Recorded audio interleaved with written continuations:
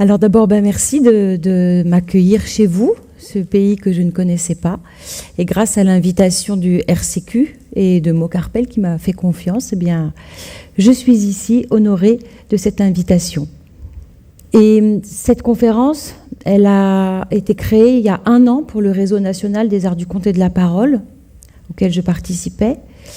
Et puis depuis 1 an, elle ne cesse de se préciser. J'apporte ici le fruit de mes réflexions, qui elles-mêmes viennent de ma pratique, mais c'est une discussion qui va s'ouvrir. C'est un champ de recherche, en fait, que je mets en partage avec vous. Et en préambule, parce que c'est important de préciser l'objet dont on parle, je vais préciser que je vais parler essentiellement, quand vous allez m'entendre dire contes, traduisez contes merveilleux d'Europe, qui sont les contes que je pratique, que je connais. Et je n'ai pas la prétention de parler de tous les contes, de tous les genres de contes, de tous les contes dans toutes les cultures. Et je vais aussi m'efforcer de distinguer le conte en tant qu'objet littéraire et le conte dans sa pratique, puisque sur ces questions contemporaines, il y a souvent une confusion qui a lieu. On parle des contes, on critique les contes, mais de quoi s'agit-il, de quelle version? Et puis surtout, est-ce qu'on connaît la pratique? Et maintenant, je vais partager avec vous la problématique qui a émergé. En tant que conteuse, je peux raconter toutes sortes de récits. Des récits de vie, des récits littéraires, je peux même raconter des films, je peux en inventer, je peux en improviser. Mais quand je choisis de raconter un conte de tradition orale, je m'inscris dans une tradition justement où l'adaptation est d'emblée la règle. Mais finalement, on en a déjà un peu parlé ce matin, quelles seraient les règles pour adapter? Faire nos versions, comme on dit. Finalement, en quoi consiste le travail d'un conteur ou d'une conteuse? Est-ce que les évolutions et les attendus d'une société peuvent, ou même doivent, dicter nos choix artistiques? Si oui, pourquoi? Jusqu'où? Sinon, pourquoi? Quand j'ai commencé à raconter, j'avais une 20aine d'années et j'ai voulu raconter le conte de Jeannot et Margot des frères Grimm, une version d'Hansel et Gretel. Et alors, je ne pouvais pas dire que la mère voulait abandonner ses enfants dans la forêt. Je trouvais ça insupportable. Je me disais que j'allais choquer les enfants. Alors j'ai commencé à inventer des justifications psychologiques. Alors je disais quelque chose du genre... oui, parce que la mère, elle pensait que peut-être quelqu'un allait passer dans la forêt, qui allait récupérer les enfants. Ou alors, je disais, c'était pire pour elle de voir ses enfants mourir sous ses yeux. C'était insupportable, vous voyez, tout ce bazar-là psychologique. Et puis, à force de m'enliser dans ces explications, l'énigme et la nécessité de cet acte a eu raison de mes résistances. Et aujourd'hui, je dis simplement, Jeannot et Margot ont entendu leur mère dire « Demain, nous irons dans la forêt et nous laisserons les enfants. » Voilà. Mais je n'ai pas décidé consciemment de cette formulation, ni même volontairement, bien au contraire, je l'ai fait presque à mon corps défendant. Elle s'est imposée avec le temps, à force d'essais, comme un accord musical qui sonne juste enfin. Je dirais que le conte a en quelque sorte tamiser mes résistances. Parlons de violence. Cheminant avec les contes, 20 ans, 30 ans, 40 ans, 50 ans maintenant, il y a quand même une chose qui se voit tout de suite avec les contes merveilleux, c'est que de la violence, il y en a, et pas qu'un peu. J'ai fait un petit inventaire. Les personnages sont affamés, abandonnés, enlevés, séquestrés, dévorés, voire même cannibalisés, empoisonnés, mutilés, maudits, ensorcelés, trahis, méprisés, reniés, humiliés, désavoués, et je suis sûre que vous pourrez utilement compléter cette liste. Et en même temps, au fil du temps et des racontés, je n'ai jamais vu personne quitter la salle en hurlant. Je n'ai jamais vu aucun enfant faire une crise de panique. Alors par contre, j'ai observé que j'entendais des « Oh non, mais pourquoi elle fait ça? Mais non, mais ça va pas !» Toutes sortes de commentaires, preuve que l'empathie et l'esprit critique marchent ensemble. J'ai observé de la jubilation sur les visages, de la joie, de l'inquiétude, du dégoût, de l'incrédulité, mais pas de crise de panique. J'en ai conclu qu'en dépit des violences décrites, effectives, les contes suscitaient toutes sortes d'émotions, mais pas de trauma.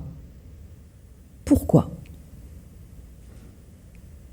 Eh bien, Freud a montré que les contes merveilleux sont des rêves éveillés. Et je ne sais pas si vous avez remarqué, mais quand vous faites un cauchemar, tiens, Christian-Marie en parlait tout à l'heure, vous pouvez vous réveiller perturbé, profondément affecté. Ça peut vous poursuivre toute la journée, ça peut vous agacer, vous voyez, comme un moustique qui vient... mais vous n'êtes pas traumatisé par un cauchemar ou par un rêve. La violence dans les contes comme dans les rêves nous trouble, nous dérange, nous affecte, nous interroge, mais elle ne nous choque pas, car la violence s'exerce dans un espace onirique, ritualisé, imaginaire et symbolique, protecteur pour notre psychisme. Et dans toutes les cultures, en tout cas à ma connaissance, dans toutes les cultures, l'entrée dans cet espace est signalée par une formule rituelle qui dépose sur la réalité ce voile protecteur du symbolique. Et moi, je dirais que finalement, les formules rituelles d'entrée dans les contes et de sortie fonctionnent comme les trigger warnings qu'on voudrait mettre aujourd'hui pour préparer l'auditoire à ce qui va potentiellement le choquer ou le déranger. Je crois qu'on pourrait tout à fait imaginer aujourd'hui, compte tenu de la sensibilité, notamment de nos jeunes, penser des formules d'introduction en tant que trigger warning qui alertent non pas sur le fait qu'il va y avoir la liste des violences que j'ai faite tout à l'heure, mais que nous entrons dans un autre espace dans lequel précisément la personne est en sécurité, qui rappelle qu'il ne s'agit pas de la réalité. Il y a longtemps, au temps où les rivières remontaient le courant, un roi et une reine signalent l'entrée dans l'espace onirique symbolique. Ça, c'est la première chose qui nous protège. La deuxième, c'est qu'aucune image n'est imposée à l'œil. C'est important. Chacun crée ses propres images sur mesure en fonction de ce que son appareil psychique, on peut dire ça, ou son âme, son être, peut supporter. Et enfin, dans sa pratique orale, le conte est vécu dans une relation interpersonnelle, nous l'avons dit ce matin, voire collective, sécure, et non dans un rapport solitaire avec un objet de type livre ou tablette, écran quel qu'il soit. Et dans cet espace, l'émotion entre en résonance et circule dans une relation, dans un groupe. L'émotion éprouvée est donc à la fois exprimée à l'extérieur, ce qui est soulageant, et contenue par le groupe. Et à tout moment, dans la relation, quand on écoute un conte, eh bien on peut aussi parler, s'adresser à l'autre, ce qui est important. En conclusion, raconter un conte, bien évidemment, il est utile de le préciser à ceux et celles qui nous interpellent à ce sujet, raconter un conte n'est pas cautionner moralement les actions décrites. Par contre, je reconnais qu'il y a un risque de trauma, mais qui n'est pas dans le contenu. Le risque de trauma, il est quand celui ou celle qui raconte décharge ses propres affects traumatiques notamment, surjoue ou dramatise. Je crois que là, dans ce que le conteur transmet de lui-même, de son rapport à l'histoire, de son rapport à ses propres traumas non élaborés, dans la mesure où prendre la parole, c'est exercer un pouvoir. Je pense que c'est très important d'être attentif en tant que conteur et conteuse à cette manière dont on peut, parfois sans le vouloir ou sans s'en apercevoir, se décharger de quelque chose sur le public. Pour conclure sur la violence, eh bien je dirais qu'elle fait partie de la vie et de chacun d'entre nous et de chacune. Et que si nous cherchons à l'éliminer dans les contes ou dans la vie, elle se venge. On appelle ça aussi le retour du refoulé.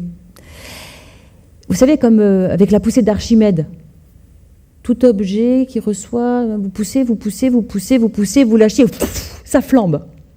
Ben, à mon avis, c'est un peu ça le risque, avec la violence qu'on voudrait effacer, éradiquer. C'est pourquoi je me méfie des approches qui font des contes un triomphe des forces du bien sur celles du mal, et qui exaltent la réussite de héros positifs en essayant d'effacer tout ce qui pourrait être dérangeant, violent. En tant que création de l'inconscient, les contes merveilleux ne sont pas en effet soumis à cette partition entre bien et mal. Ils obéissent à des lois qui ne sont pas celles du social et nous permettent de nous identifier à l'ensemble des éléments du conte, humains et non humains, et non seulement au personnage principal. Finalement, les contes merveilleux, je les vois un peu comme des offrandes, comme les offrandes qu'on faisait autrefois aux dieux pour s'attirer leur faveur. Ils traitent la violence avec sagesse en la respectant au lieu de la détester. Ils lui donnent un espace et même à manger. Ils en font une partenaire de danse plutôt qu'un ennemi à éliminer. Car n'en déplaise aux puritains de tous bords, mon âme n'est pas pure, ni morale, ni normée, pas plus que la vie ou les contes. J'ai subi et éprouvé la jalousie, l'envie, la haine, le mépris même. Je suis parfois injuste et humiliante. J'ai des envies de meurtre et des désirs indécents. Bon, dans mes actes, je fais au mieux pour ne pas nuire. On est d'accord. Mais ça existe. Ça me traverse. Ça a besoin d'un espace. Et en donnant une forme symbolique à mes pulsions et affects violents, les contes me réunifient. Les partager au sein d'un groupe me soulage, on l'a vu ce matin, et me rassure. Nous vivons dans un monde d'une violence inouïe, et nous voudrions faire de l'art un refuge. L'art n'est pas un refuge, mais une chambre noire. Et les contes, une traversée du miroir. La langue navette tisse le récit, brode les motifs sur la chaîne du temps. L'élan vital, primaire, brutal, l'inouï, l'informe, l'indéfini, dessus, dessous, l'illogique, l'irreprésentable, l'archaïque. Voilà ce que je voulais partager avec vous concernant la violence.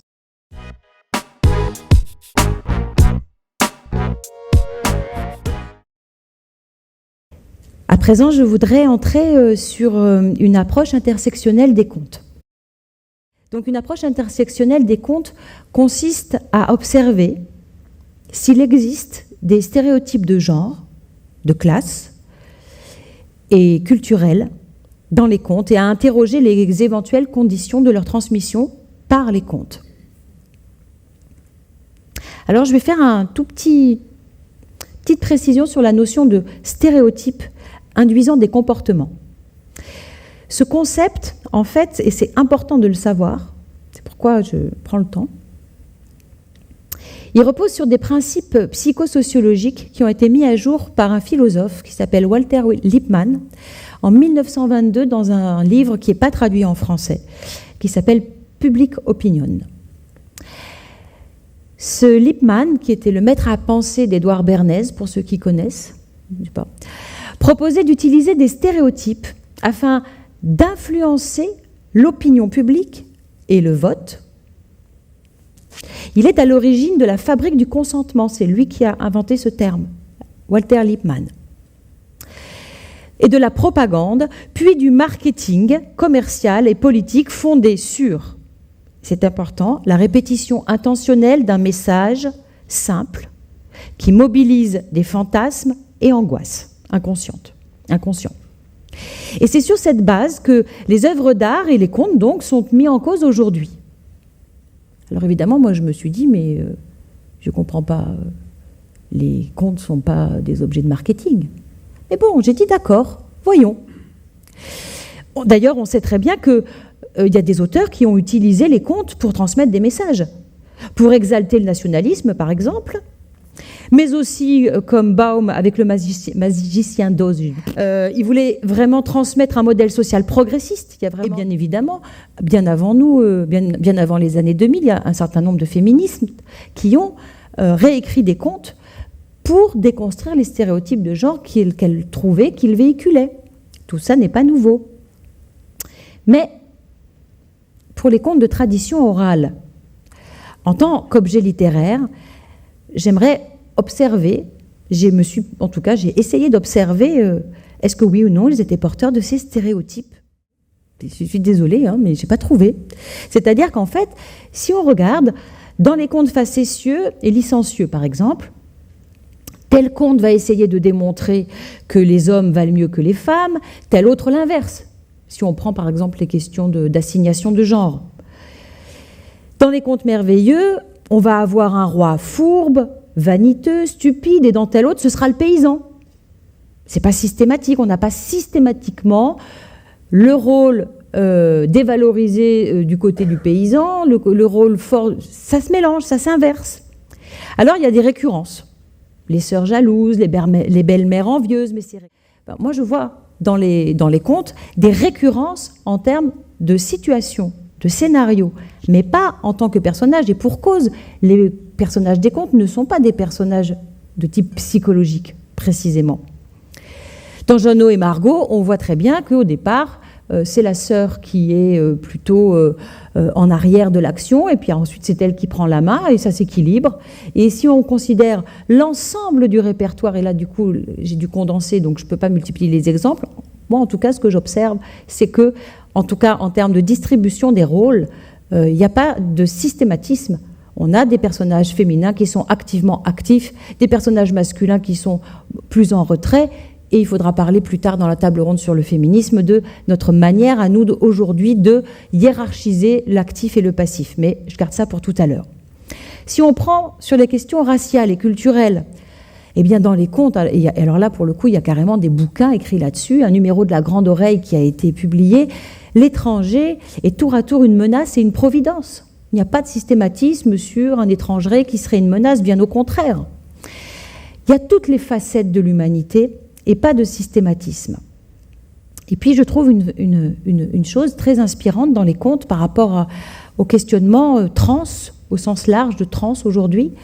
Les contes offrent des étrangetés radicales, des êtres hybrides à la fois masculins, féminins et animal. Si on prend par exemple le loup qui se déguise en grand-mère, pour prendre une figure très... On a vraiment ce mélange masculin, féminin, animal, quelque chose d'étrange, des unions transrègnes, combien de personnages épousent des animaux, et il n'est pas question de transposer ça aux questions sociales, mais de voir la manière dont l'étrangeté est traitée dans les contes. Et les mariages entre les puissants et les modestes, typiquement le prince et la bergère, mais ça peut aussi être dans l'autre sens, eh bien pour moi, c'est plutôt une méditation sur les épreuves du mariage mixte. Parce que si on voit par exemple la princesse grenouille de conte russe, eh bien, il doit épouser une grenouille et on voit toutes les épreuves, toutes les étapes, tout le mépris des belles-sœurs. Vous connaissez le conte de la princesse grenouille, vous voyez. Pour ça, je vais un peu vite parce que je sais que je m'adresse à des gens qui connaissent les contes. Et puis le mariage hétéro. Évidemment, ils se marient, pas tout le temps, mais quand bien même, moi j'y vois plutôt... Pas du tout une apologie du mariage hétéro, c'est pas le sujet, mais plutôt la mise en forme symbolique adossée aux mœurs de la rencontre entre principe mâle et principe femelle, qui est autre chose que homme et femme, parce que ça peut se dissocier, mais en tout cas, ce rencontre entre principe mâle et principe femelle, c'est une nécessité pour la préservation de l'espèce. Rien n'empêche d'inventer à l'oral ou d'écrire des contes trans, homo. Peut-être qu'ils rejoindront le corpus dans quelques années. C'est le temps qui en décidera. Et non aucun comité. Moi, je m'occupe de regarder les contes traditionnels. Donc pour moi, il y a vraiment une infinité de palettes de rôles par rapport aux personnages types. Dans les contes facétieux et grivois, ils forcent le trait pour amener le rire et dénoncer. Mais j'ai l'impression qu'aujourd'hui, on a un peu de mal à supporter la part de cruauté que comporte le rire. Et nous confondons parfois stéréotype avec parodie et caricature. Une caricature n'est pas un stéréotype. Une caricature, par son excès, se présente d'emblée comme une exagération non réaliste. Alors que le stéréotype, il avance masqué. C'est une croyance. C'est une croyance qui affirme représenter la vérité du sujet. À aucun moment, un conte ne se positionne de cette manière. Par contre, c'est vrai, les contes portent l'empreinte, on l'a vu, la couche sociale, des mœurs et des valeurs d'une époque. Mais est-ce qu'il faut pour autant nettoyer? Comme je l'entends souvent dire par mes collègues en France. Il était une fois un homme qui s'appelait Jacquet. Il avait une femme que tout le monde appelait la Jaquette, et puis 7 enfants que tout le monde appelait les petits Jacquillous. Bah oui, c'était comme ça. Il y a une époque où le nom du père recouvrait toute la famille. Cet homme-là était pauvre. Je ne dis pas ce commentaire pour me dédouaner de cautionner le patriarcat. Pas du tout. Je fais ce petit commentaire avec autant de légèreté que je le peux pour attirer l'attention sur ce qui allait de soi autrefois et permettre de mesurer le chemin parcouru. Partager des contes qui reflètent des mœurs et croyances dépassées n'est ni en faire l'apologie, ni cautionner les actions, mais transmettre une mémoire qui permet de comparer, de critiquer, voire de s'indigner. Non pas contre le conte ou le conteur, c'est là qui est souvent la confusion, mais de s'indigner contre les situations décrites, ce qui est quand même pas inutile d'apprendre à s'indigner, à critiquer. Pas inutile de se rendre compte de ce qui allait de soi autrefois. À l'inverse de la cancel culture, les contes transmettent une mémoire vive et vivante des modes de vie et croyances et visions du monde qui ont eu cours dans telle culture ou dans telle époque. Et pour ma part, je trouve que c'est très utile de se souvenir. Alors dans les contes merveilleux, il n'y a pas de réalisme social, il n'y a pas de psychologie, on l'a dit. Les personnages sont des fonctions narratives au service du récit. Dans un conte merveilleux, on dit que tel personnage est beau, riche ou idiot. C'est pas un jugement moral, c'est pas un trait psychologique non plus, mais un élément dramaturgique nécessaire à l'action, sans aucun jugement de valeur. Et c'est notre lecture contemporaine qui hiérarchise et juge, ça c'est une belle virlangue, les personnages. Par exemple, qui valorise les actions du prince sur son cheval avec son épée et qui trouve complètement nul de dormir et de rêver. Mais d'où ça sort? Est-ce que le conte a jamais dit que c'était vraiment nul de dormir et de rêver? C'est nous. Je vais conclure sur ce sujet. Dans le corpus, parce que je vais distinguer, après je vais parler de la pratique. La transmission des stéréotypes se fonde sur la répétition intentionnelle d'un message simple qui mobilise des fantasmes et angoisses inconscients. Or, les contes merveilleux sont symboliques, donc fondamentalement polysémiques, je ne vais pas vous faire un cours là-dessus, équivoques et complexes. Et s'ils donnent une forme poétique à nos fantasmes et angoisses, ils ne cherchent pas à les orienter. En témoigne la multiplicité des situations vécues par les différents personnages. D'où vient donc que nous prenons aujourd'hui les contes au premier degré. J'ai parfois le sentiment que nous sommes collectivement atteints de cécité symbolique. Et que face à la difficulté de venir à bout des relations de domination dans la réalité, nous déplaçons le combat dans le domaine des arts, comme si c'était là que ça se jouait. Il y a un dénominateur commun entre le patriarcat, le colonialisme et la lutte des classes. Et j'ajoute à cela la destruction du vivant. Ça commence par un C. Allez-y. Dénominateur commun entre le patriarcat, le colonialisme, la lutte des classes et la destruction du vivant, c'est... Bah évidemment. Non mais quand même. Non mais... Qui réduit tout à l'état de ressources exploitées, selon le principe des 3 R. Rentabilité, rationalisation, réification. C'est cet imaginaire mortifère que nous devons déconstruire. Parce que le néolibéralisme n'est rien d'autre qu'un récit. À nous de lui en opposer d'autres. Et nous avons, ça tombe bien pour cela, dans toutes les cultures, des contes inspirants qui mettent en scène des personnages masculins et féminins, riches et pauvres, étrangers ou non, qui viennent à bout de situations et d'autres personnages oppressants et menaçants par la ruse, la parole, la créativité, la présence d'esprit, l'entraide, la sérendipité, l'humour et la solidarité avec le vivant. Voilà ce que j'avais à dire sur ces questions.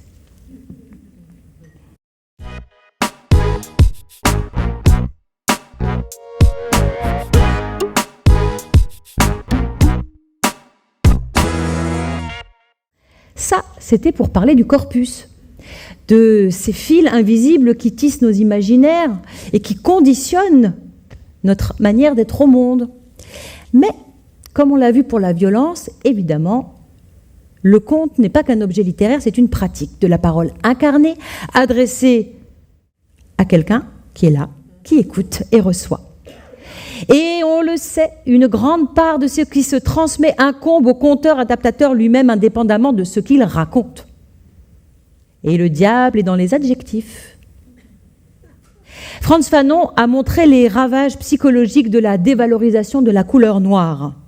Alors si vous tombez sur un conte qui dit « Elle avait la peau aussi noire que son âme », évidemment, bon, le conteur-adaptateur a la responsabilité de ces mots.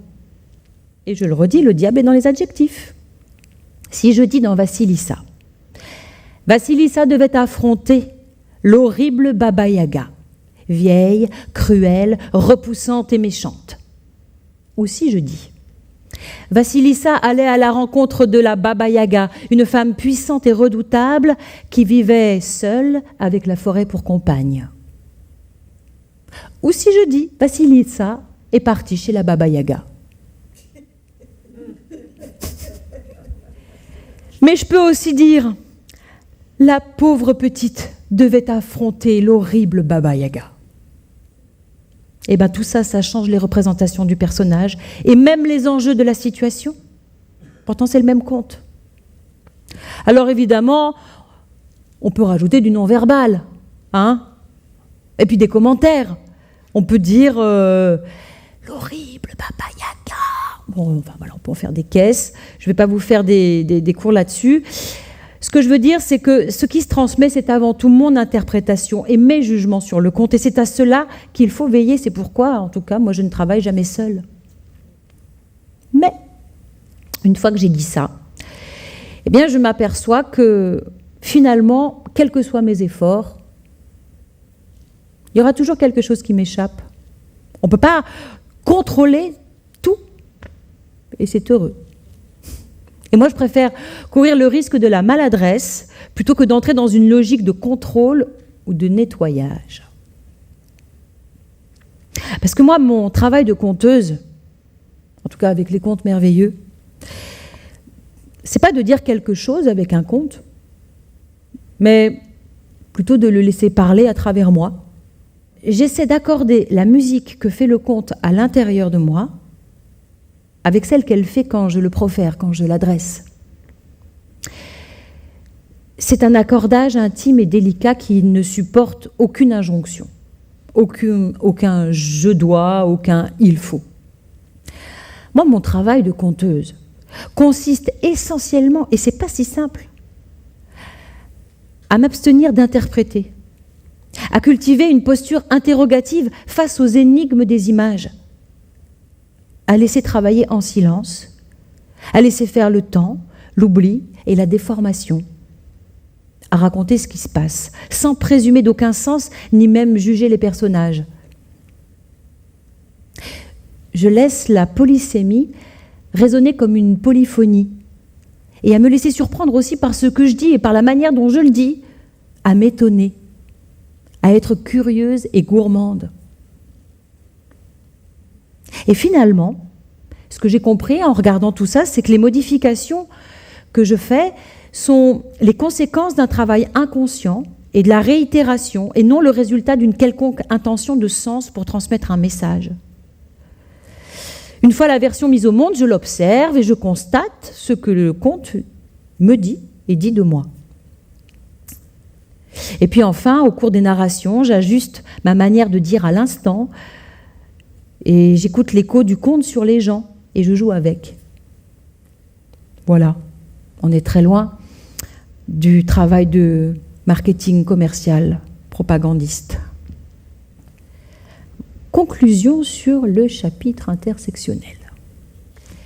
La question qui me hante est celle-ci.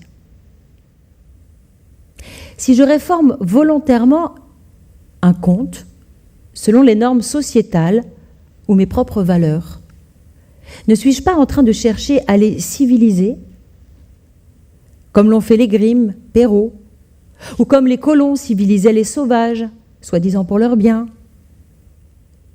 comme les élites, convaincus de la stupidité du peuple qu'il faudrait éduquer, à qui il faudrait expliquer, ou comme ces hommes qui regardent les femmes qui les contredisent avec un air paternaliste. Les contes sont-ils le reflet d'une humanité naïve et grossière, obscurantiste, et nous les tenants du progrès social et d'une civilisation éclairée? Si je décide de raconter un conte de tradition orale, je garde la tête, le cœur, et aussi les viscères, le sexe et l'anus, pour reprendre une image de Luigi Regnanese. Je ne nettoie pas sur la base d'un jugement moral ou même pour faire le bien. J'ai tout loisir de créer des récits à ma guise, mais si je choisis un conte populaire, c'est que je l'aime. Et si je l'aime, je ne lui demande pas d'être autre chose que ce qu'il est. Je ne l'assigne à aucun idéal et j'accepte ses défauts. Alors évidemment, comme en amour, nous nous faisons des concessions mutuelles. Et c'est dans cet espace, à la marge, que ma version se fait et naît. Mais je l'aime en entier et j'ai plaisir à le fréquenter. Sinon, je ne le raconte pas, je ne l'invite pas chez moi.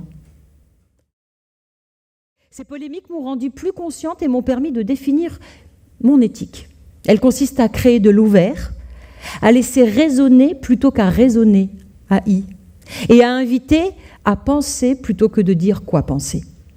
C'est à cette condition, et à cette condition seulement, que ma pratique des contes peut éventuellement contribuer à une émancipation plutôt qu'à la reconduction des rapports de domination.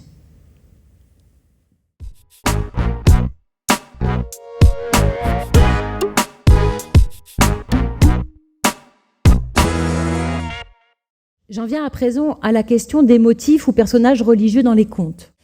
Et ces récits fondateurs reposent sur la dimension performative de la parole. C'est-à-dire que dire, c'est agir sur le monde visible. L'invisible et l'immatériel de la parole agit sur la matérialité du monde. C'est pas rien.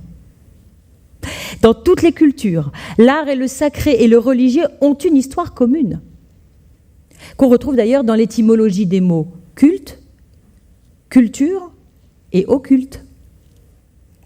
Les contes merveilleux et étiologiques et les religions posent des questions existentielles sur l'origine du monde et de ses objets et le sens de la vie.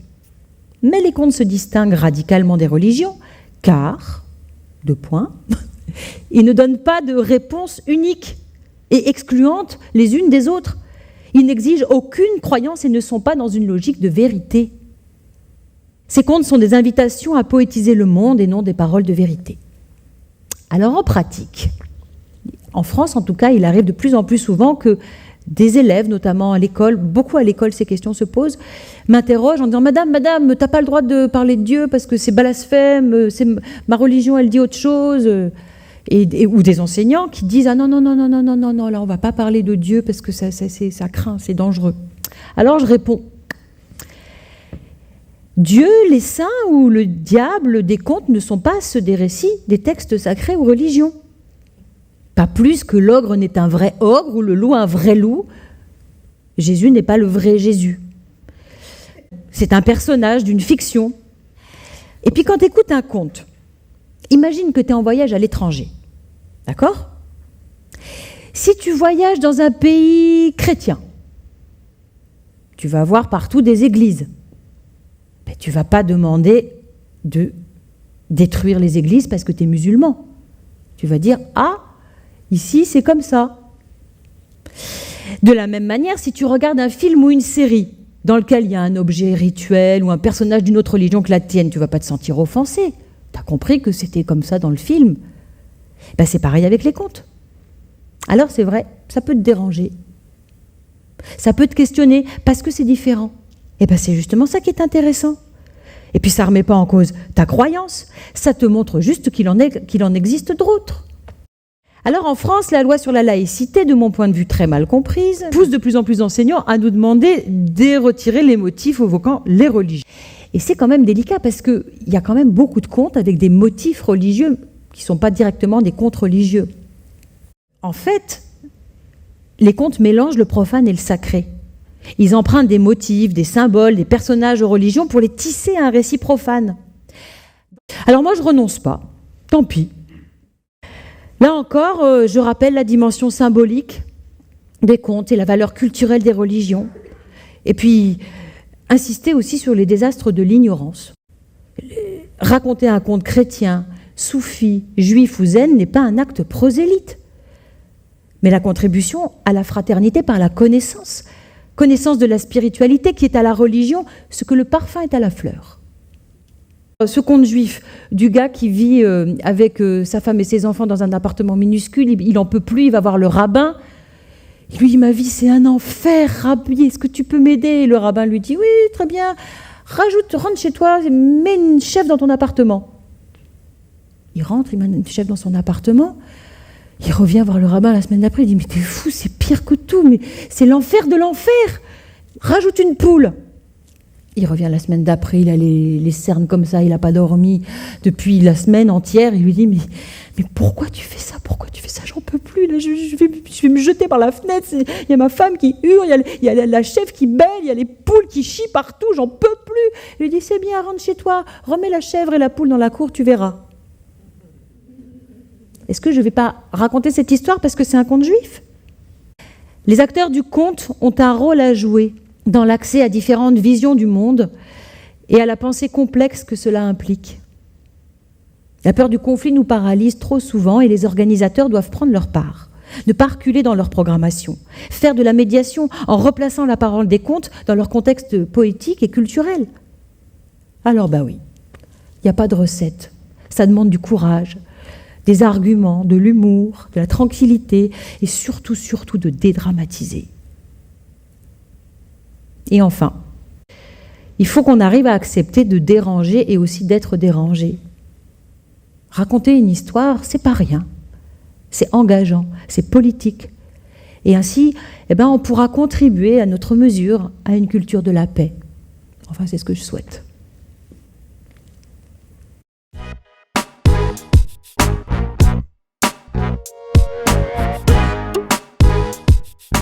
Parlons maintenant de l'appropriation culturelle. La notion d'appropriation culturelle est historiquement reliée au pillage des œuvres et objets de culte des populations autochtones et colonisées. Il est aujourd'hui plus largement reproché à tout artiste blanc occidental de tirer profit de l'art et de la culture des minorités ethno-raciales de populations non occidentales. On sait aussi que imitation, emprunt et réinterprétation sont à l'origine de toutes les cultures et en garantissent la vitalité. Qu'en est-il pour les contes? La tradition orale est historiquement un exemple inspirant d'une hospitalité réciproque.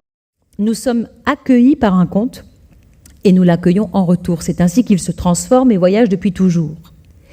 Mais on ne peut ignorer les ravages et pillages des différentes colonisations, et ce d'autant plus que les conteurs d'aujourd'hui et conteuses sont professionnels et gagnent de l'argent grâce aux contes.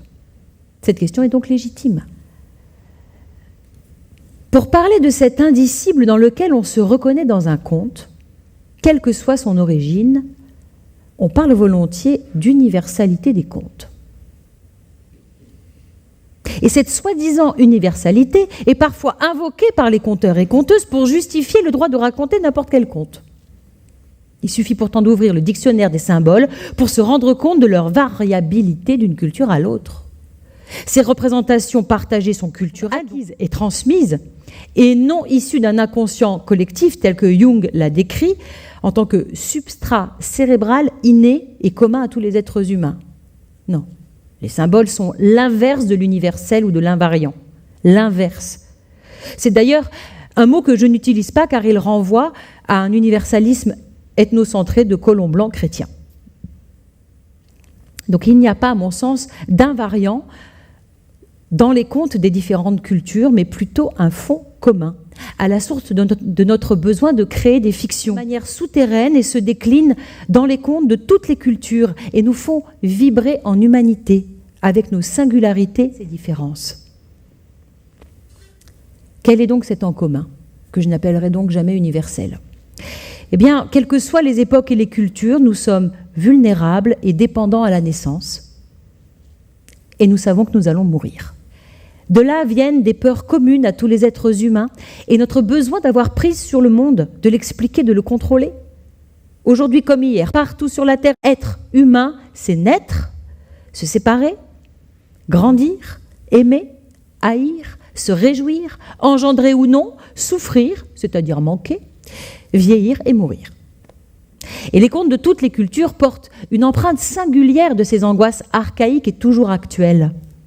Elles ont donné naissance à des rituels et des récits en réponse à ces peurs de manquer ou d'être privé de descendance, d'amour, de nourriture, de ressources, de puissance, ou encore de perdre la vie, la jeunesse, la fortune ou la chance. Les sciences et les diverses technologies n'en sont que des déclinaisons modernes et pseudo-rationnelles de ces rituels. À cette différence que les rituels anciens étaient destinés à conjurer notre vulnérabilité en s'alliant avec l'invisible et l'immatériel, et que ce que nous appelons aujourd'hui le progrès cherche au contraire à l'éradiquer, la vulnérabilité. Ceci étant dit, cet en commun existentiel et non pas universel ne m'affranchit pas d'une réflexion sur ma pratique. Quand la question de l'appropriation culturelle est arrivée sur le devant de la scène médiatique, j'ai tout de suite senti que ça concernait ma pratique de conteuse. La tradition orale a en effet une histoire inscrite dans l'histoire. Alors concernant le corpus écrit, à partir duquel moi, aujourd'hui, conteuse du XXIe siècle, je travaille, puisque la chaîne de transmission directe a été rompue, pour moi en tout cas, eh bien, ce corpus est le fruit du travail de collectage des anthropologues et ethnologues. Leur travail a modifié la chaîne de transmission naturelle, fondée sur l'échange gratuit et instantané. Ce travail de collectage a donné naissance à des corpus qui ont été publiés, vendus, et qui sont aujourd'hui utilisés par les conteurs et conteuses professionnels. Or, au cours de ces transcriptions, les collecteurs ont inévitablement et à proportion variable, plus ou moins consciemment, réorganisé la structure du récit, modifié le contenu à l'aune de leurs propres valeurs et de celles de leur époque, on le sait. Et en outre, on en a parlé ce matin, le non-verbal si signifiant est perdu, ainsi que le contexte d'énonciation. La résonance avec l'époque et les gens, il y a donc nécessairement toutes sortes d'infidélités et de trahisons, y compris dans ces corpus-là, par rapport à la culture dont ils sont issus. Quel regard donc porter sur les textes issus de ces collectages ? Certains ont-ils été publiés à la suite de vols ? Les personnes collectées ont-elles donné leur accord pour la publication ? Les missions de préservation, voire de sauvetage des patrimoines et matrimoines immatériels et le désintéressement des anthropologues suffisent-ils à justifier ces emprunts ou ces pillages? Comment les nommer? Après, à ma connaissance, personne ne s'est jamais enrichi avec les contes. Ou alors, il faut me le dire, ça m'intéresse. Ce qui n'est pas le cas avec les arts premiers, si on prend, puisque cette question d'appropriation culturelle est issue du marché qui a été créé avec les arts premiers, où il y a eu réellement des spéculations et des enrichissements et des pillages. Et je me suis dit, mais est-ce que ces questions concernent les conteurs? Comment se positionner, nous, par rapport à ce corpus? J'ai compris quand même que un conte pur, ça n'existe pas. et que toute traduction est toujours une trahison. Un conte est par nature un organisme vivant, composite et créolisé. Sa carte d'identité est arborescente et mouvante, et l'écrit en fait partie aujourd'hui. Ce n'est pas une raison pour agir avec inconséquence, bien au contraire. La liberté est la plus lourde des responsabilités. Alors j'ai réfléchi. Et après réflexion, je dois dire, à tort ou à raison, que je ne me sens pas receleuse d'un trésor volé.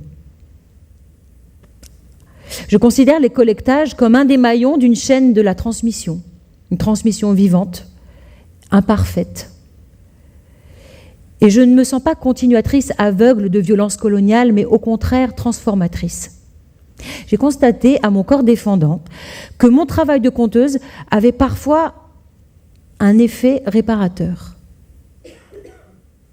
Par exemple, plusieurs personnes issues de l'immigration ou des anciennes colonies en France ont témoigné à l'issue d'un de mes spectacles où chanter une comptine dans une langue d'un pays d'Afrique ou raconter un conte. J'avais réveillé la mémoire de personnes qui étaient issues de générations de parents immigrés, et ma parole, mon chant, mon conte avaient ouvert leur mémoire enfouie sous la douleur de l'exil et l'injonction à s'intégrer. Là où leurs parents avaient tout fait pour effacer, il y avait comme une béance que ma parole, modestement et inconsciemment, venait retisser. Et pour certaines, quand j'ai travaillé notamment avec une femme vietnamienne sur une légende du Vietnam, elle s'est aperçue qu'elle n'avait jamais raconté rien d'aucun conte du Vietnam à ses enfants. Mon travail, notre collaboration a été l'occasion d'une transmission qui n'aurait peut-être jamais eu lieu. Je suis restée perplexe quand j'ai constaté ça à plusieurs reprises. Et j'ai même, à un moment, pensé arrêter. Puis finalement, j'ai considéré que dans la mesure où cette réparation n'était pas une intention de ma part, c'était juste. Ni une intention, ni une modélisation. Et moi, je veux contribuer à la libre circulation des imaginaires. C'est ça qui m'importe. Et refuser les enfermements et assignations. Après, je m'efforce d'agir avec égard pour les cultures que je fréquente dans les contes.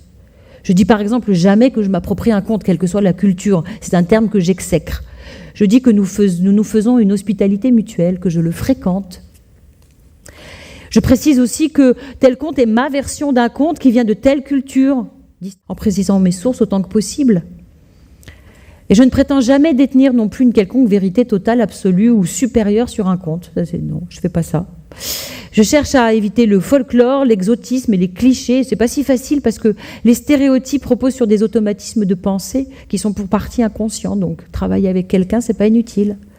Puis j'accepte de faire des erreurs. Ben oui, j'accepte d'être maladroite. Et à aucun moment je ne me sens porte-parole de la culture du conte. Et puis je me méfie de mon enthousiasme aussi. Oui. Parce que l'idéalisation d'une culture n'est que l'autre face de la médaille coloniale. Quand je vais à la rencontre d'un conte, je me comporte en voyageuse qui n'a pas été invitée. Quand je voyage en pays étranger, j'accepte d'être perdue, dérangée, de n'y rien comprendre, même d'être choquée. Et je ne vais pas commencer à dire aux gens qu'ils devraient faire comme ci ou comme ça. Et dans un conte, je modifie jamais volontairement quelque chose pour le faire correspondre à ma vision du monde jugée meilleure, plus civilisée, plus éthique. Parfois, je me renseigne en amont sur les coutumes, la langue et l'histoire du pays, et parfois, j'apprends sur le tas. Le degré d'expérience ou de connaissance d'une culture ne peut pas être en soi un critère de qualité pour une parole artistique. Penser qu'un savoir théorique et universitaire sur un conte est nécessaire pour bien le raconter est pour moi une posture de dominant qui confère le pouvoir au savoir. La tradition orale dont nous nous réclamons est issue de gens qui n'avaient pas fait d'études et qui témoignaient d'une intelligence du récit et des symboles. Les versions qui nous sont parvenues sont composites, le fruit de transposition, d'approximation, d'oubli et même d'erreurs et de fantaisie improvisée, et non de création d'un artiste qui a un projet. La tradition orale fait avec l'oubli, l'erreur et l'informel, et cela ne l'empêche pas d'être précise.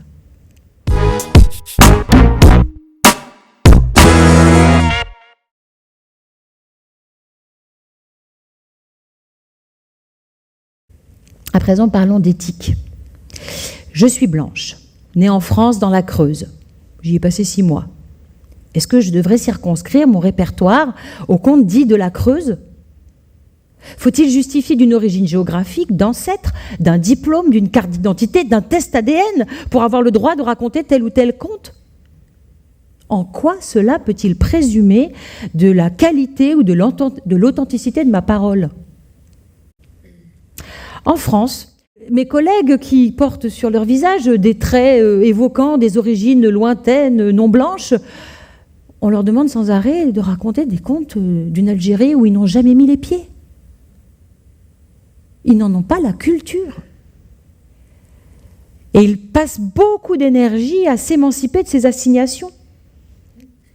Moi, par exemple, ça ne se voit pas, mais j'ai des origines espagnoles. Alors, est-ce que ce sang espagnol qui coule dans mes veines me donne une légitimité pour raconter des contes espagnols ? Je ne me sens pas du tout dépositaire de la culture espagnole. Pourquoi ? Parce que cette histoire ne m'a pas été racontée par mes parents.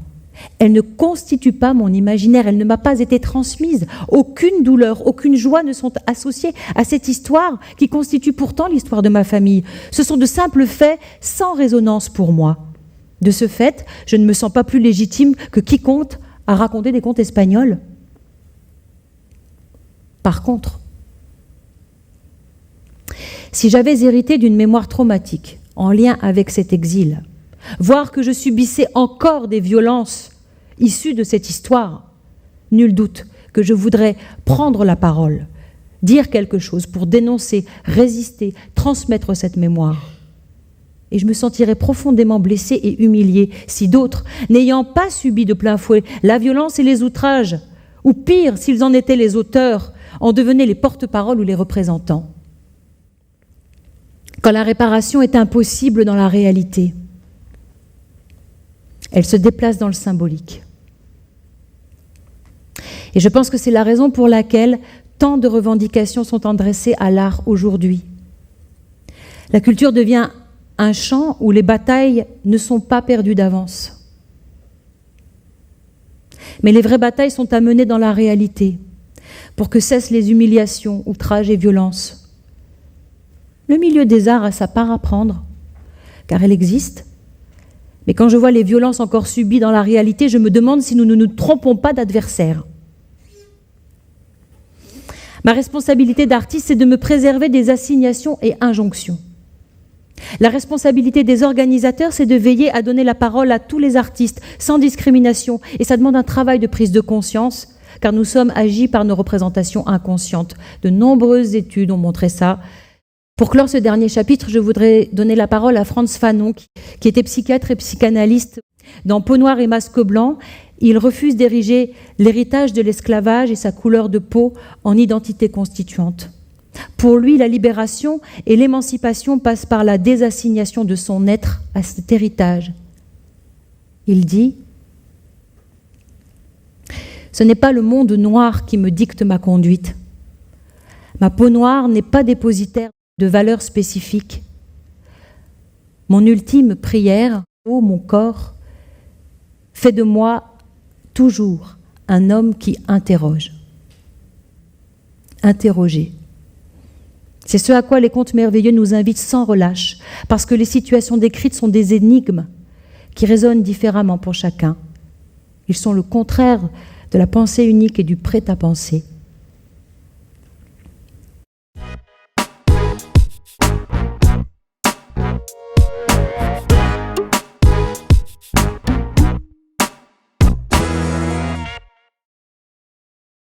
Et pour conclure, je dirais que les contes n'ont pas besoin d'être défendus. Je ne m'inquiète pas pour eux, ils vont traverser ce passage épineux. Et finalement, après m'être indignée contre les critiques faites aux contes, j'en suis venue à me réjouir que ces vieilles histoires agitent encore le monde d'aujourd'hui. J'y vois le signe de leur vitalité. Que certaines féministes se soient saisies de La Belle au bois dormant pour revendiquer l'agentivité féminine et questionner le consentement dans les relations intimes, qu'on se demande si Disney ne fait pas de l'appropriation culturelle en adaptant Mulan ou Les Mille et Une Nuits est très utile et très fécond. Critiquons, dénonçons, interrogeons, discutons, soyons en désaccord et même en conflit. Et la censure est le tombeau de la pensée. Alors moi, je remercie les contes de susciter des débats. Que serait une démocratie sans agora? Qu'est-ce qu'une démocratie qui n'a qu'une voix? Sensibiliser les artistes aux représentations des groupes et minorités discriminés est une nécessité. Refuser d'énoncer les abus et discriminations, de même. Et je suis d'accord en tant qu'artiste pour prendre ma part et adopter une attitude critique par rapport à ma pratique. Mais les arts ne sont pas responsables de la violence du monde. Ils en sont le reflet sublimé. Les contes de tradition orale mettent en scène des milliers de situations d'oppression et de violence, et autant de manières de riposter, de s'en défendre ou de les transformer. Tout sauf de s'y soumettre. Aucun personnage de conte ne s'adapte durablement à la violence subie, ni ne recule au besoin devant la sienne pour se défendre. Ça va à l'encontre de l'injonction contemporaine à nous adapter et à positiver. Quelle que soit la violence subie, respire, médite. La pratique des contes est pour moi un formidable terrain d'entraînement pour réhabiliter ma saine agressivité, muscler mon imaginaire, assouplir ma sensibilité, développer mon langage, agrandir ma vision du monde, mes possibilités d'être, articuler différents points de vue ensemble et développer ma capacité de penser. La forme onirique et symbolique que les contes donnent à mes pulsions destructives et à mes angoisses me réussit beaucoup mieux que les anxiolytiques, la pensée positive ou la gestion émotionnelle. Et les centaines de versions du même conte à travers le monde me parlent d'une humanité hospitalière à l'altérité, capable d'accueillir et d'être accueillie, de se laisser transformer par la rencontre. Une humanité capable de tenir ensemble l'en commun et le particulier. Cette pratique est une source enfin intarissable de joie et de plaisir qui sont mes ressources vitales premières. Alors voilà mon éthique pour conclure. Cultiver une posture critique envers ma pratique et les contes eux-mêmes. Considérer l'intelligence des auditrices, quel que soit leur sexe, leur culture et leur âge. Faire confiance aux contes. Ne pas estimer que ma manière de faire est la bonne. Ne pas penser en termes d'autorisation et ne pas faire de la fonction collective et politique des contes un utilitarisme social au service des politiques. Ni péremptoire, ni didactique, ni assertive, la parole des contes est rugueuse, ouverte et interrogative. Je ne suis ni éducatrice, ni pédagogue, ni missionnaire, je suis contaise, à aide et trouble-faite.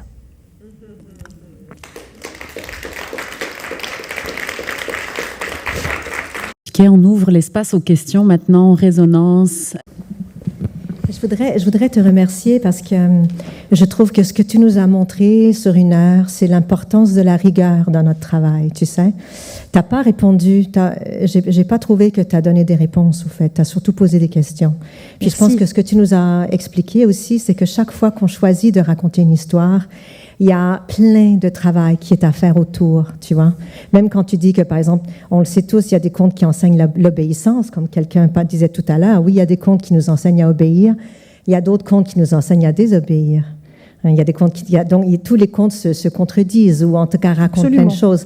Donc, en tant que conteuse, si je raconte à des enfants, par exemple, il faut que je fasse attention lorsque je raconte un grand nombre de types de contes. Des contes avec des héroïnes, des contes avec des garçons, des contes où est-ce qu'on désobéit, des contes où est-ce qu'on désobéit pas. Enfin, c'est donc et la rigueur nécessaire pour être conteur, conteuse aujourd'hui, là, c'est vraiment énorme.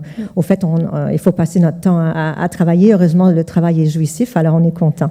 Fait que je voudrais vraiment te remercier pour ça. Je voudrais juste dire aussi que le mot negro a quand même été utilisé genre 15 fois aujourd'hui. Et puis, il y a genre pas une seule, je pense qu'on est presque majoritairement, j'identifierai pas les gens, mais on est quand même très, très majoritairement blanc ici aujourd'hui. Et mon beau-fils est noir. Et c'est un mot qui est extrêmement nucléaire pour lui. Et j'ai passé de nombreuses heures à en parler avec lui et j'ai vu sa souffrance et je l'ai entendu. Donc, je pense aussi que c'est extrêmement important que la parole, elle est puissante. Et que de nos jours, on entend beaucoup, on peut plus rien dire, mais on a l'impression que c'est surtout les Blancs qui peuvent plus rien dire. Puis, je pense qu'il faut quand même qu'on se questionne très, très sérieusement là-dessus. Rien à ajouter.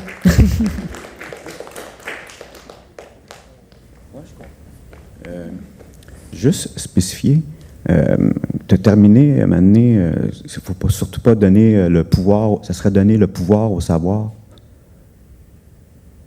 Tu veux que j'explique ce que je veux dire par là? Oui, parce que d'après moi, c'est ça, le pouvoir, c'est le savoir. Plein de la vie, l'humanité, il y en a plein de ça, là.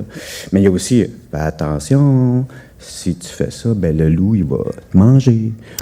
Ben, c'est comme, à quelque part, je veux que ma gang, quand je leur raconte ça, là, qu'elle reste en place.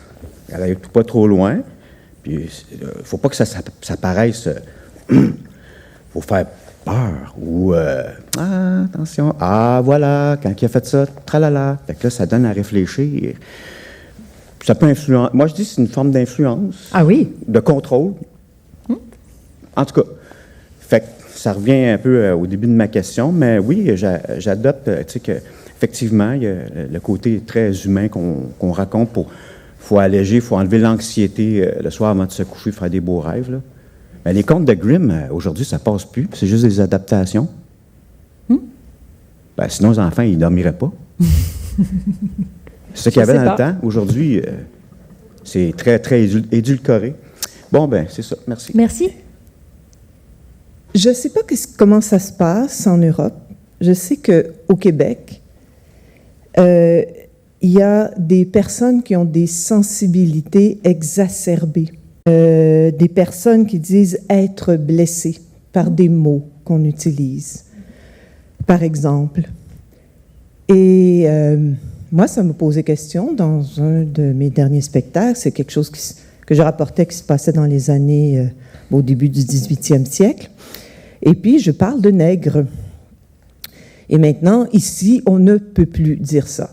Il n'y a personne qui va dire nègre. En intime, oui, mais tu vas parler du mot en haine. Même un titre de livre qui on parlait des nègres blancs d'Amérique, il y a une prof qui s'est fait jeter dehors parce qu'elle a nommé ce mot. Que fait-on avec ça? Tu sais, tu dis, moi j'ai eu aussi un peu comme toi, mais moi c'était un peu pour me dédouaner, parce que je disais, oui, mon personnage disait, ouais, mais qu'est-ce que tu veux, c'est des nègres, là. Et puis, j'ai dit, ben oui, c'est comme ça qu'on les appelait dans ce temps-là. Mais moi, c'est vraiment pour me dédouaner. Je pense que ça passe. Mais que fait-on avec ces personnes-là qui se disent profondément blessées? Ça, c'est ma première question. Deuxième question, tu as parlé de ce qui était l'appropriation culturelle. C'est sûr qu'ici, on a un enjeu particulier avec les Autochtones.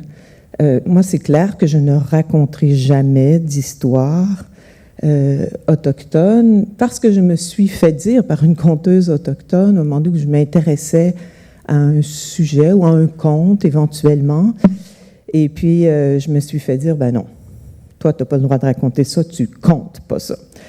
J'ai bien compris que, de toute façon, le répertoire est tellement large, mais je comprends la blessure qu'ils ont eue avec tout ce qui est arrivé, et je respecte ça. Mais c'est ça. Je dirais qu'il y a des sensibilités qui sont, j'appellerais ça exacerbées, parce que... Puis là, ils ont la chance, heureusement, dans le fond, ils ont peut-être la chance de dire ce qu'ils ont vécu ou comment ils le vivent, mais en même temps, ça fait que, personnellement, comme conteuse, c'est ça, je regarde où je mets les pieds, puis je regarde les mots que j'utilise, puis je suis vraiment extrêmement sensible à ça parce que, bon, il est arrivé d'autres choses là, que les gens du Québec connaissent avec un conteur... noir, en fait, qui avait une marionnette. Mais en tout cas, c'était oui, tout je un connais affaire. bien cette histoire-là. Alors, c'est ça, moi, tu sais, je t'écoutais, je trouvais ça très, très intéressant. En même temps, je me disais, ouf, elle bêlait ça du revers de la main, puis moi, j'étais comme, ouais, non, moi, en tout cas, personnellement, en tout cas, mon cheminement est pas rendu au point où est le tien, où je raconte, puis les gens, tu sais, parce que dans le fond, quand ils viennent, je pourrais dire qu'ils pourraient partir, tu sais, ou je pourrais faire, tu sais, mais tu sais, tu parlais de, je cherche le mot en français, appelle ça du trigger. Trigger comment warning. ça s'appelle? Traumavertissement. Le traumavertissement qu'on appelle. Tu sais, je t'ai rendu dire que non, je vais-tu dire ça? Bon, ben, vous savez, c'est important. Nous allons parler de nègres et de. Alors, si vous êtes trop sensible à ça. Tu sais, en tout cas. Je vais te répondre du coup. Voilà. Donc, d'abord, vraiment, je regrette que tu aies perçu que je balayais ça d'un revers de manche. Je pense que c'est lié à la fin de la conférence qui a fait que j'ai accéléré. Je considère ces questions avec beaucoup de gravité. Et plus une chose est grave, plus je pense qu'il est urgent de la dédramatiser. Et que ça, c'est la première chose à faire. C'est-à-dire que considérer que blesser l'autre, ça fait partie de la relation, des possibilités d'une relation. À partir du moment où on exclut cette possibilité des relations, on exclut toute possibilité de relation. Il n'y a pas de relation dans laquelle on ne prend pas le risque de blesser l'autre. Une fois qu'on est d'accord avec ça, eh ben, moi je pense que vraiment il y aurait un travail collectif à faire sur l'usage des formules d'introduction des contes, s'appuyer sur la tradition orale qui nous montre qu'il y a toujours eu des formules d'introduction, pour travailler des formules d'introduction poétiques qui tiennent compte de ces sensibilités particulières aujourd'hui et donnent l'occasion aux personnes de se sentir incluses. Je pense qu'il y a une réponse à chercher de ce côté-là. Donc ça, c'est un des aspects. Et c'est pourquoi, et par rapport à la question autochtone, c'est pourquoi dans mon développement, j'ai fait un développement particulier pour bien montrer la grande différence qu'il y a entre l'Europe, où des personnes issues des colonisations viennent chez nous et sont assignées à leur culture et disent tout à fait l'inverse en disant « Mais attendez, c'est bon, moi je suis français. » Pas du tout la même histoire. Et vous, c'est pourquoi j'ai fait le détour par rapport aussi à l'histoire d'endométriose. La grande différence, c'est que les violences, dans la réalité, elles sont toujours actives. Donc, y a pas sur la question de l'appropriation culturelle, il n'y a pas de réponse universelle où tout le monde fait pareil, c'est en fonction des spécificités. Et quand je dis cette phrase dont je pèse l'importance, quand la réparation est impossible dans la réalité, elle se déplace dans le symbolique, c'est ça qui vous revient dans la figure. C'est-à-dire que vous, les artistes, je dis vous, mais nous, parce que ça arrive aussi en France, on se prend dans la figure une responsabilité qui ne nous incombe pas. C'est-à-dire que dans la réalité, dans les réserves aujourd'hui, il y a des violences qui sont commises, encore aujourd'hui. Il y a des discriminations, encore aujourd'hui, d'une très grande violence. Et donc, sur le terrain du politique, on fait des beaux discours, mais qu'est-ce qui est réglé réellement? Donc, ça se déplace à un endroit où ces personnes se disent peut-être que là, je peux revendiquer et j'ai quelqu'un qui m'entend. Quelqu'un comme toi qui va dire « Ah, ok, pour le moment, je comprends que ce n'est pas possible. » Mais pourquoi je conclus avec Frantz Fanon, c'est que Frantz Fanon montre aussi que cette assignation identitaire finit par être aussi totalement délétère. Et tu en parlais très bien, François, quand tu disais moi, je suis conteur québécois, d'accord, mais je suis François. Quel espace j'ai d'être aussi dans mon répertoire avec qui je suis, au-delà de mon identité. Mais en l'état actuel de votre histoire, de là où vous en êtes, j'ai l'impression que la douleur dans la réalité sont trop grandes. Et que quelque part, il y a quelque chose qui est soulagé quand l'autre te dit « Non, mais ça, c'est chez moi, tu n'y viens pas ». Et quelque chose se répare si tu dis « Ah, d'accord ». Mais éthiquement, c'est pas défendable par rapport à la tradition orale. Mais on s'en fout. Ce qui compte, c'est ce qui se passe là aujourd'hui. On est bien obligé de faire avec, tu vois. Et puis ça prend tellement de temps, tellement de temps. C'est inouï, ces violences-là. Donc j'en prends vraiment la mesure, c'est juste que ça arrive à la fin et que j'étais un peu obligée d'accélérer. J'ai eu pas mal de difficultés en France, enfin de difficultés non, de discussions avec des personnes trans à l'issue d'un spectacle. Et on a pris le temps, on a parlé. Et voilà, si je t'ai blessée, je suis désolée. Être en relation, c'est prendre ce risque-là. Moi, je crois qu'une façon d'atténuer ce genre de blessures, pas nécessairement de les soigner, de les régler, mais de les atténuer, c'est de faire un petit peu de travail d'éducation. On est très influencé au Québec par les États-Unis. où le mot nigger est extrêmement péjoratif. Et on pense ici, enfin les anglophones d'abord, qui ont transmis ça aux francophones, que le mot nègre est la traduction de nigger, qui est une erreur. Le mot nègre est la traduction française du mot negro en anglais. Alors, dans l'expression negro spiritual, j'ai jamais entendu dire qu'aux États-Unis, il fallait dire désormais N, spiritual. Ce qui serait absurde, ce qui serait une négation de cette culture tellement riche. Alors, le mot nigger n'a pas de traduction courante en français.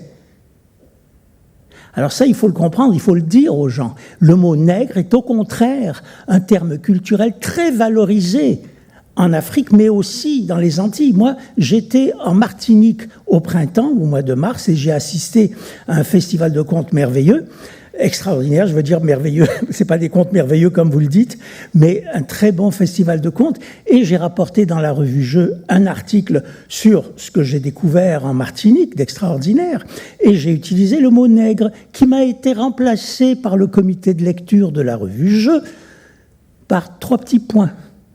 Alors, évidemment, je n'étais pas content du tout, d'autant plus que mes amis, les nouveaux amis avec qui j'ai fait connaissance en Martinique, m'ont amené au parc de la Négritude, où on rend hommage à Aimé Césaire, à Damas et à Léopold Senghor.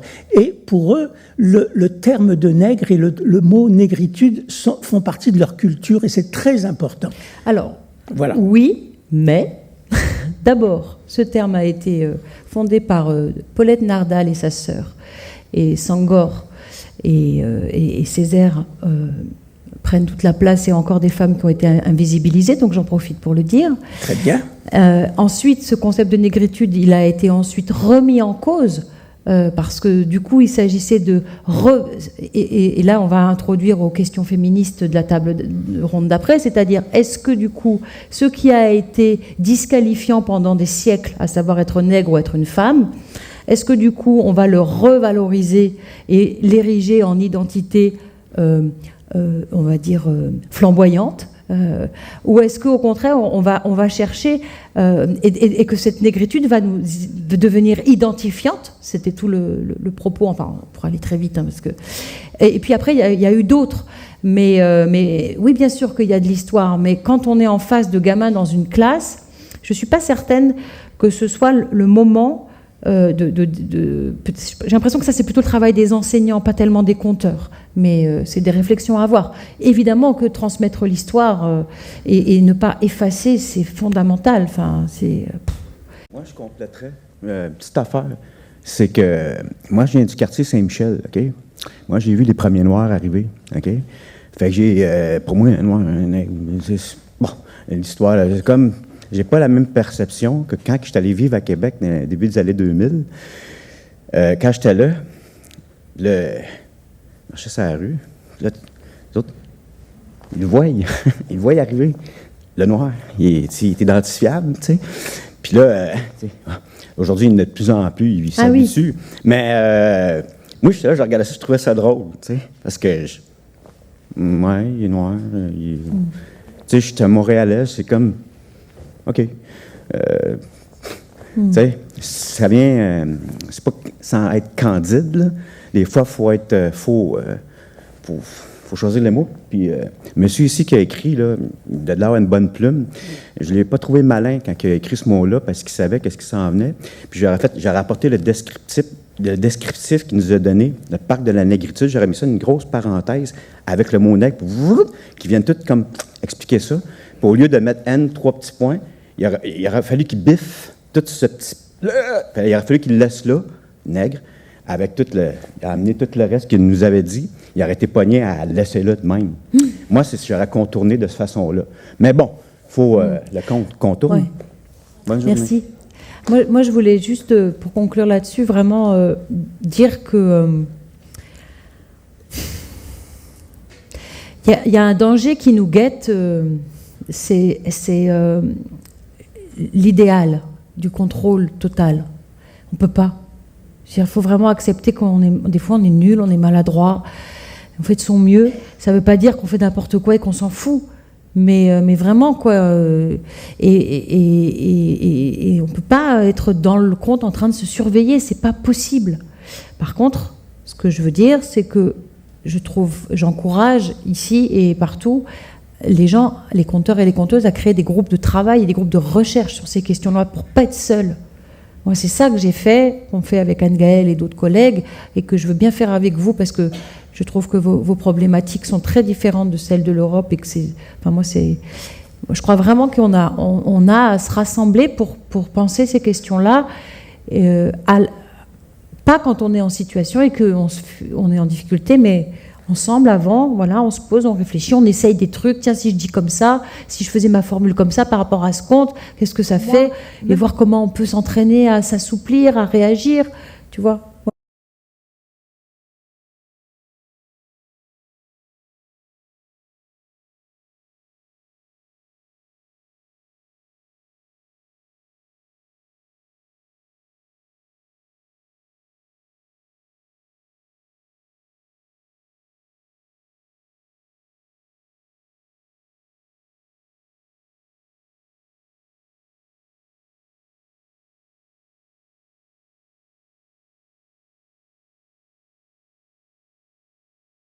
Mais pas sans vouloir aussi, tu vois, pas sans vouloir. Ok, être en relation, c'est prendre ce risque-là. Merci.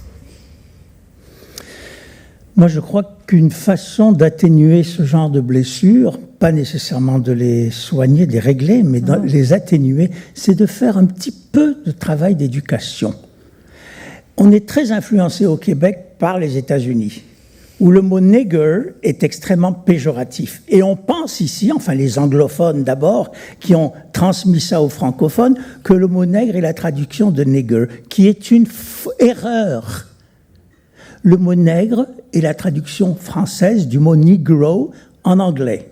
Alors, dans l'expression « negro spiritual », j'ai jamais entendu dire qu'aux États-Unis, il fallait dire désormais « N, spiritual ». Ce qui serait absurde, ce qui serait une négation de cette culture tellement riche. Alors, le mot « nigger » n'a pas de traduction courante en français.